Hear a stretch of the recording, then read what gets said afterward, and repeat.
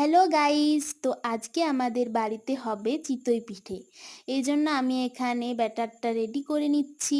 এই ব্যাটারটা কিভাবে বানিয়েছি সেটা তোমাদের অন্য কোনো একটা ভিডিওতে শেয়ার করব। এবার এখানে উনুনটা ধরিয়ে নিলাম, কারণ এই পিঠিটা আমরা আজকে উনুনেই করব। গ্যাসে করা যাবে কিন্তু গ্যাসে ঠিকঠাক হয় না, এই জন্য উনুনেই করব। উনুনে সরাটা চাপিয়ে নিলাম। এটাকে চিতপিঠার সরাই বলে, কারণ এই সরাটা ছাড়া চিতপিঠা হয় না। তো এটাকে বাজারে কিনতে পাওয়া যায়, 25-30 টাকার মতো দাম নেয়।